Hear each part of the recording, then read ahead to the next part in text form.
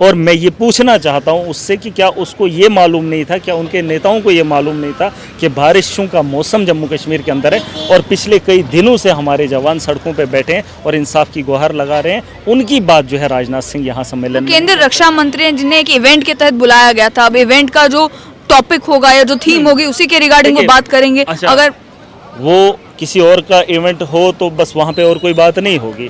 यहाँ जम्मू कश्मीर के नौजवान सड़कों पे मतलब छलांगे मारते रहेंगे, उस इवेंट के लिए किस आदमी को आप बुलाना चाहेंगे? एक्सपेक्ट तो ये किया जा सकता है कि लेफ्टिनेंट गवर्नर को इसकी बात करनी चाहिए, केंद्रीय रक्षा मंत्री क्यों बात करेंगे जम्मू कश्मीर की?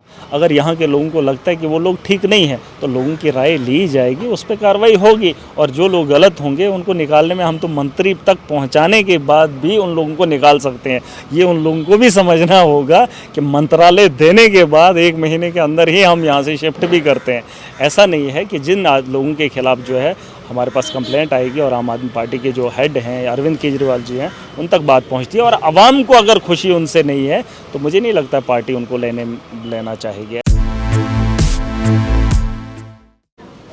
जम्मू कश्मीर में युवा सड़कों पर है, लोग बेरोजगार हैं और बेरोजगारी की वजह से कोई भी रिक्रूटमेंट प्रोसेस जब शुरू होता है और उसे फिर स्क्रैप करने की अगर बात आती है या जब वो रिक्रूटमेंट प्रोसेस मुकम्मल नहीं हो पाता तो युवाओं को सड़कों पर उतरना पड़ता है। ऐसे में आम आदमी पार्टी, एक पार्टी जो एक ऑल्टरनेट के तौर पर उभरना शुरू हुई थी जम्मू में, लेकिन उसके बाद से एक लंबे समय तक खामोश रही। वो खामोशी की वजह क्या थी और ये समझने के लिए कि अब आम आदमी पार्टी की नीति क्या होगी, कि वो जम्मू कश्मीर में किस तरीके से काम करने वाले हैं, मेरे साथ हैं डीडीसी कहारा महराज मलिक, जो जिस समय ये डीडीसी इलेक्ट हुए थे आम आदमी पार्टी का एकमात्र इलेक्टेड रिप्रेजेंटेटिव जो था वो डीडीसी में थे। तो मुझे महराज जी ये बताएं कि इस समय जो देखने को मिल रहा है कि युवाओं सड़कों पर है, लेकिन आम आदमी पार्टी के कोई वर्कर्स, कोई वॉलंटियर्स उन युवाओं के साथ कंधे से कंधा मिलाकर खड़े हों नज़र नहीं आता। जहां पर उन्हें धरना देने की बात आती है या अपनी बात रखने की बात आती है, सारे भारतीय जनता पार्टी के दफ्तर के बाहर जाते हैं। आम आदमी की पार्टी के दफ्तर में, आम आदमी पार्टी के नज़दीक कोई आकर राजी नहीं है। तो किस तरीके से आप लोगों का मन जीतेंगे तो इलेक्शन में जो है आम आदमी पार्टी को आगे ले जाएंगे? देखिए, यहाँ मन के जीतने की बात नहीं है या इक़्तिदार की बात नहीं है। सत्ता में कौन लोग आते हैं वो ज़रूरी नहीं है। सत्ता में ईमानदार आएगा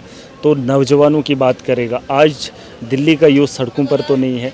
दिल्ली के अंदर हमारी आम आदमी पार्टी की सरकार बनी है, 20 लाख जो है रोज़गार 5 साल के अंदर देने का काम भी कर रहे हैं और वादा भी किए थे।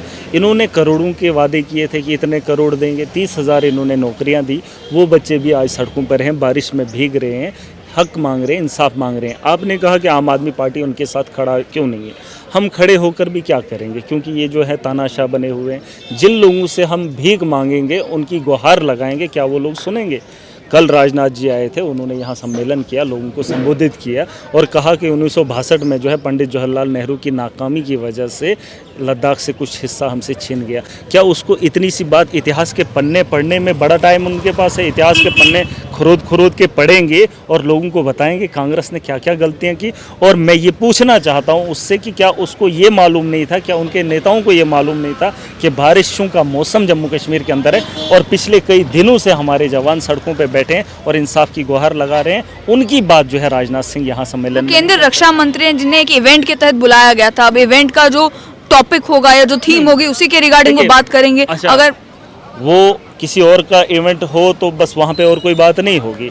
यहाँ जम्मू कश्मीर के नौजवान सड़कों पे मतलब छलांगे मारते रहेंगे, उस इवेंट के लिए किस आदमी को आप बुलाना चाहेंगे? एक्सपेक्ट तो ये किया जा सकता है कि लेफ्टिनेंट गवर्नर को इसकी बात करनी चाहिए, केंद्रीय रक्षा मंत्री क्यों बात करेंगे जम्मू कश्मीर? क्यों नहीं करेंगे, जब राजनाथ सिंह जो है इलेक्शन में चुनाव जीतने की बात कर सकते हैं, 55 के पार जाने की बात कर सकते हैं, तो जवानों की बात क्या, उसके लिए अलग से इनको क्या मंत्रालय बनाना पड़ेगा? देखिए, जवानों की 1962 की बात को याद यहाँ नहीं दोहराना चाहिए था। जो हमारे पास ज़मीन है, जो मुल्क हमारे पास है, बड़ा खूबसूरत है और बड़ा काफ़ी है, उसकी रक्षा करनी है। पुरानी चीज़ों को नहीं दोहराना, उससे लोगों के अंदर नफरतें पैदा होती है। 2022 के नौजवान को और मुस्तकबिल को बचाना है, उसकी बात क्यों नहीं करेंगे? हमारा उनके साथ खड़ा होना, हम तो बराबर के शरीक है। मैं एज ए यूथ हूँ, मैं खुद पढ़ा लिखा हूँ। अगर मैं पॉलिटिक्स में नहीं होता तो शायद मैं भी सड़क पे आज होता, अपनी गुहार लगा रहा होता।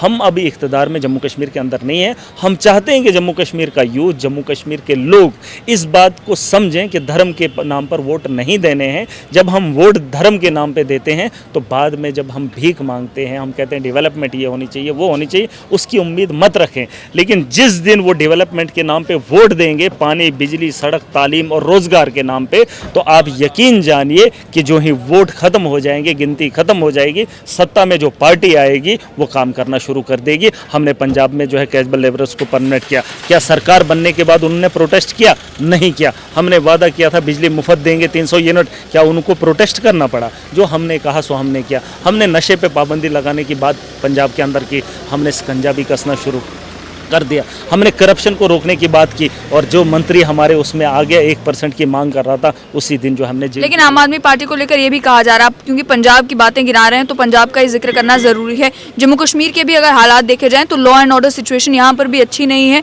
पंजाब की अगर बात की जाए तो पंजाब में आम आदमी पार्टी की जब से सरकार बनी, इल्जाम लगने शुरू हो गए। पहले सिद्धू मूसेवाले का कत्ल हो गया, उसके बाद वहाँ पर जो है लॉ एंड ऑर्डर सिचुएशन बार बार बिगड़ती है। आम आदमी पार्टी को लेकर इल्जाम ये लगे कि वो असमर्थ रहे सिक्योरिटी सिचुएशन को वहाँ पर हैंडल करने में। देखिए, इल्ज़ाम लगाने वाले तो कुछ लोग हैं, वो तो लगाएंगे, क्योंकि आप मानते सिक्योरिटी सिचुएशन बिल्कुल ठीक ठाक रही पंजाब में? कोई हो सकता है कुछ गलतियां रही होंगी, कुछ वजूहात रही होंगी, लेकिन उनको तो ठीक किया जा रहा है। उनके कातिलों को जो है पकड़ा भी गया है, अरेस्ट भी किया, और बहुत कम समय में।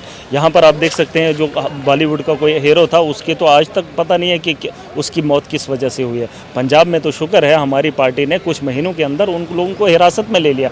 सुधार लाएंगे, अभी सत्ता में नए 100 दिन अभी मसा हुए हैं, अभी सिस्टम भी सुधरेगा, रोजगार भी बनेगा, जो वादे हमने किए वो भी होगा। मेरे कहने का मतलब ये है कि आम आदमी को यहाँ के जागना पड़ेगा।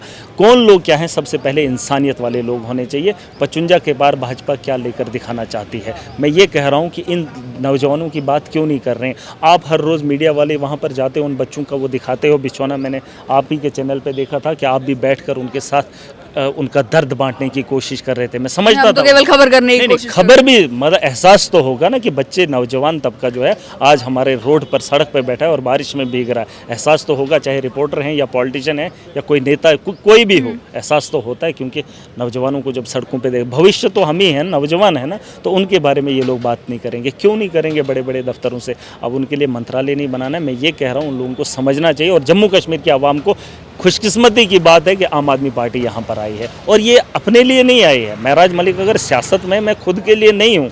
अगर मुझे लोगों ने, एक आदमी ने मुझसे ये कहा था, आप डीडीसी बने थे, आप दोबारा जब इलेक्शन लड़ेंगे तो बताएंगे क्या होगा। मैंने कहा, बाबा मैं अपने लिए नहीं बनना चाहता हूँ। एमएलए बनूँ, एमपी बनूँ, मंत्री बनूँ, कोई भी बनूँ, अपने लिए नहीं हूँ। मैं सिर्फ और सिर्फ इंसानियत को सुधारने के लिए और इस सिस्टम को, खराब जो सिस्टम हुआ उसको रोकने के लिए। मुझे बताएं, आप डीडीसी तो इलेक्ट हुए, वो भी लोगों ने ही चुनकर आपको डीडीसी बनाया। और कहारा जो इलाका भी है, ऐसा तो है नहीं कि वो बिल्कुल डेवलप्ड इलाका है, उसमें भी काफ़ी बैकवर्ड इलाका है कहारा का भी। तो वहाँ पर आपके डीडीसी बन जाने के बाद क्या क्या बदलाव आए हैं? वहीं अगर कहारा की बात की जाए तो आपके खिलाफ तो एफआईआर भी लग चुकी है। एक बदलाव मैं आपको बता देना चाहूँगा, उसकी खोज आप भी कर लीजिए, क्योंकि मीडिया का काम करते हैं।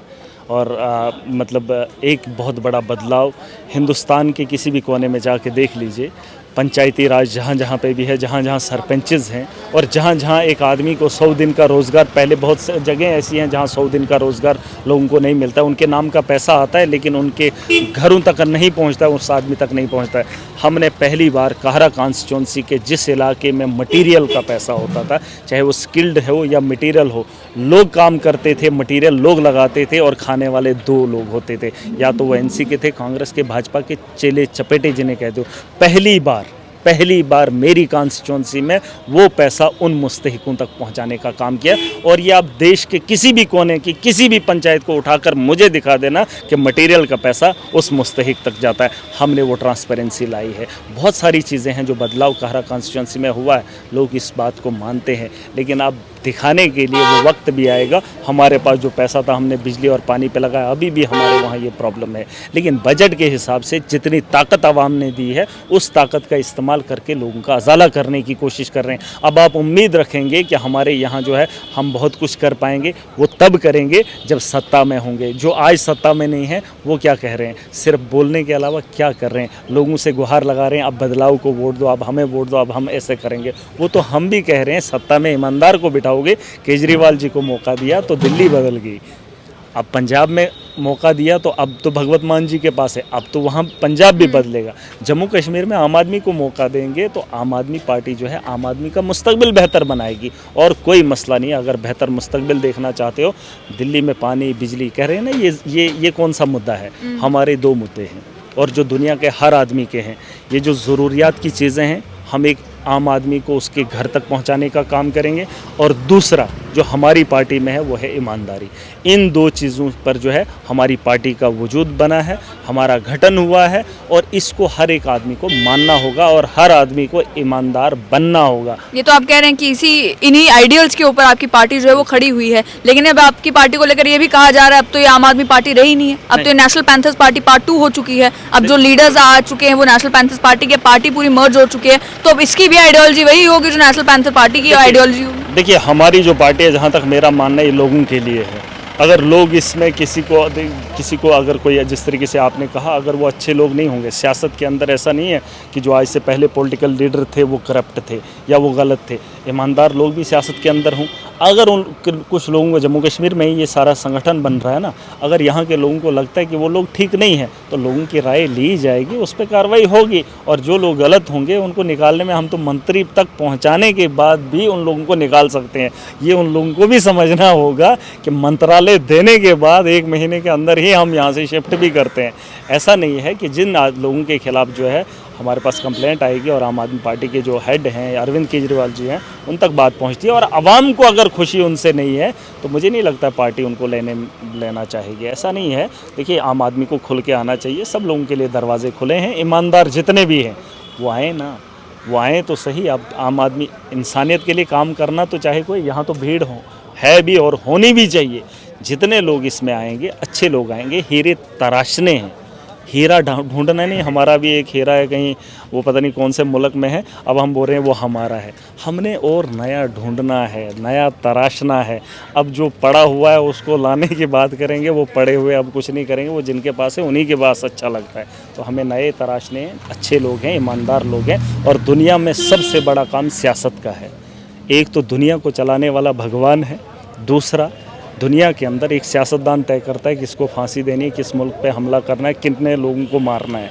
तो इस काम को करने के लिए हमारे अच्छे अच्छे लोग बेवकूफ़ बन जाते हैं। इस काम को कोई करना ही नहीं चाहता है। इस काम में गुंडे, मवाली, क्रिमिनल जो कहीं नहीं लगता उसे सियासत में भेज देते हैं। मैं कहता हूँ दुनिया का सबसे बड़ा काम, और हर कोई तरक्की याफ्ता खुद को तरक्की करते हुए देखना चाहता है, अच्छा एक बड़ा नाम नेहात देखना चाहता है, लेकिन सियासत एक ऐसा मुकाम था जहाँ दुनिया भी जानती और उसको अच्छे काम से नवाजते भी और उसका अजर भी उसको मिलता। लेकिन यहाँ कोई आना ही नहीं चाहता। तो मैं चाहता हूँ ईमानदार लोग, अच्छे लोग, पढ़े लिखे लोग, समझदार लोग सियासत का हिस्सा बने, और सियासत ही सबसे बड़ा काम है। अगर दुनिया के ऐशो इशरत चाहते हो, बड़ा नाम चाहते हो, तो सियासत भी एक मुकाम है, और यहाँ से इंसानियत का काम करेंगे। और मुझे पूरी उम्मीद है जो छोटी सी ज़िंदगी अपने पास है ये दान में देंगे। हम ह्यूमन बम हैं, हमने लगा लिया है, बस इतना है, हमें जाना है। हम एक तहरीक, एक लड़ाई लड़ रहे हैं, मैं एक जंग लड़ रहा हूँ। मुझे सियासत से कोई मतलब नहीं, इंसानियत के लिए कुछ भी कर जाने को तैयार हो जाएंगे, और इस सिस्टम को बदलने में अगर हमारी ज़िंदगी लग जाती है